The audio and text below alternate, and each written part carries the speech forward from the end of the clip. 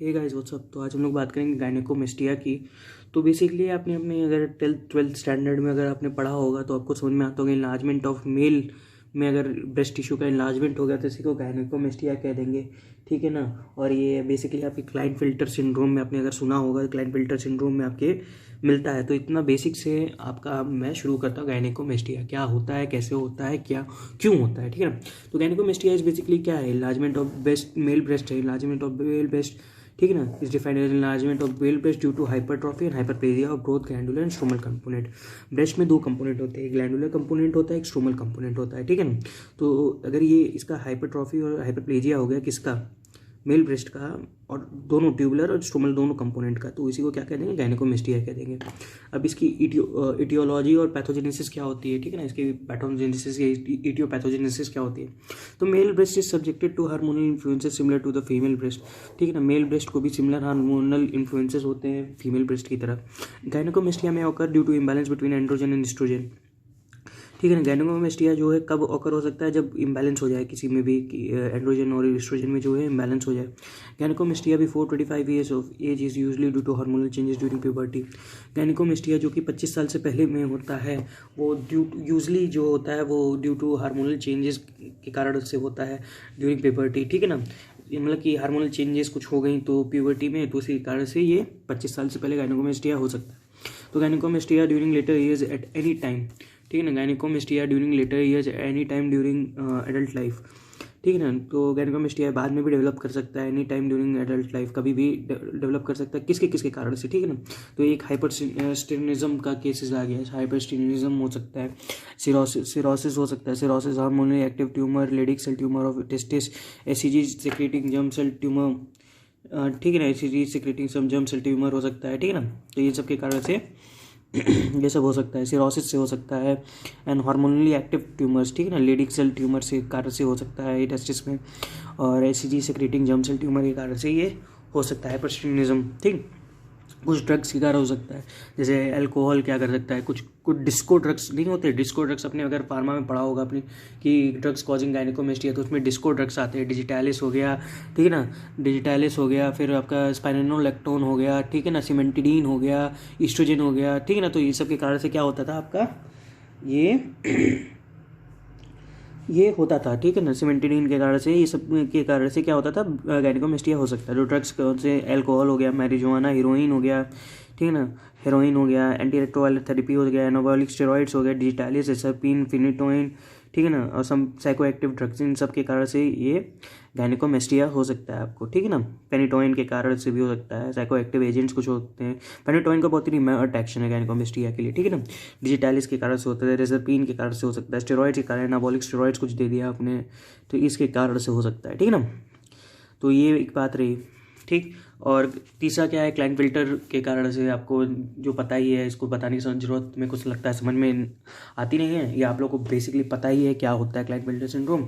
और चौथा होता है इडियोपैथिक, कोई भी अननोन कारण, इडियोपैथिक मतलब कि कोई भी अननोन चीज़ के किसी भी अननोन कारण से आपको गायनेकोमेस्टिया हो गया। अब इसकी मॉर्फोलॉजी की हम लोग बात करने की कोशिश करेंगे। मॉर्फोलॉजी इसकी ग्रॉस क्या होगी, वेल सर्कमस्क्राइब्ड होगी, ठीक है। मॉर्फोलॉजी इसकी क्या होगी, वेल सर्कमस्क्राइब्ड होगी, मतलब कि बहुत ही इनकैप्सुलेटेड, अच्छी जगह, मतलब कि अच्छे से प्रिजर्व, मतलब कि होगी, वेल सर्कमस्क्राइब्ड होगी, और ये ओवल होगी, डिस्क शेप्ड होती है, मास ऑफ इलास्टिक कंसिस्टेंसी। कैसा मेल ब्रेस्ट कैसा, देखो भाई वेल सर्कमस्क्राइब्ड ही रहेगा, ओवल ही रहेगा, डिस्क शेप्ड रहेगा, mass of elastic consistency, disc shape mass of elastic consistency होगी इसकी, ठीक है ना। डिस्क शेप की मास ऑफ इलास्टिक कंसिस्टेंसी होगी, ठीक है ना, डिस्क शेप की। माइक्रोस्कोपी अगर बात करोगे, डक्सा लाइन बाय कैसे होता है, ducts are line by multi layered columnar to cuboidal epithelium with regular nuclei. कुछ डक्स जो है लाइन रहेगी किससे, multi layered columnar to cuboidal epithelium से, और रेगुलर न्यूक्लियाई भी रहेगा, कोई ऐसा कुछ खास नहीं देखोगे न्यूक्लियाई में, ठीक है ना। मतलब मल्टी लेयर्ड कॉलमनर या क्यूबॉइडल एपिथेलियम से लाइनिंग रहेगी, और the lining shows mark micropapillary epithelial hyperplasia. तो ये क्या वहाँ पे क्या होगा कि माइक्रोपेपिलरी एपिथेलियल हाइपरप्लेजिया हो जाएगा, पेपिलरी में माइक्रोपेपिलरी हाइपरप्लेजिया हो जाएगा, ठीक है ना। लाइनिंग में क्या होगा कि मार्क माइक्रोपेपिलरी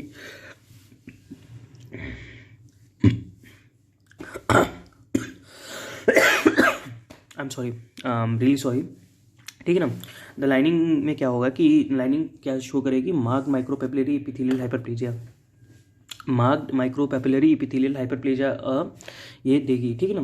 बिकॉज क्या होगा, क्यों देगी भाई ये माइक्रोपैपिलरी हाइपरप्लेजिया? अगर आपने ब्रेस्ट का अगर डायग्राम अच्छे से पढ़ा होगा तो आपने उसके टर्मिनल लोब्यूल्स, TDLU ये सब देखा होगा कि वहाँ पे पैपिलर बन जाते हैं, ठीक है ना। तो वहाँ पे क्या होगी, एक मार्क्ड जो है माइक्रोपैपिलरी वहाँ पे जो स्ट्रक्चर होती है वो एपिथेलियल हाइपरप्लेजिया दे देगी, तो नंबर ऑफ सेल्स जो है इंक्रीज कर जाएंगे बेसिकली, ठीक है ना।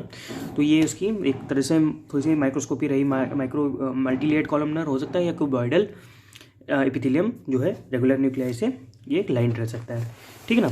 तो नेक्स्ट अपन बात करेंगे ducts are surrounded by dense collagenous connective tissue stroma. तो जो ड्रग्स होती है सराउंडेड किससे रहेंगे, डेंस कोलाजिनस कनेक्टिव टिश्यू से।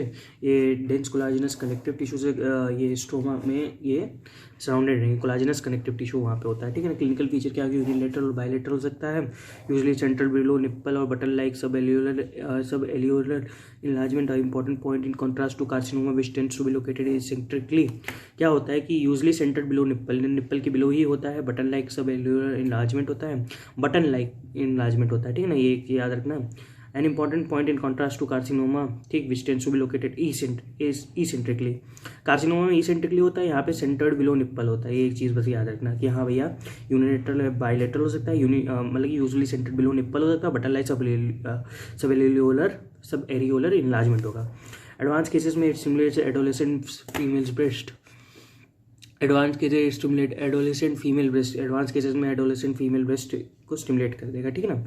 तो डक्ट्स किससे सराउंडेड होंगे, डेंस कोलाजिनस कनेक्टिव टिश्यू से, और ducts are lined by multilayered columnar to cuboidal epithelium, और ग्रॉस में क्या होगा, well circumscribed oval disc shape mass of elastic consistency, ठीक है ना। तो ये बात रही आपकी गायनिकोमेस्टिया की। आई होप आपको समझ में आया होगा, और मिलते हैं आपसे नेक्स्ट वीडियो में। बाय।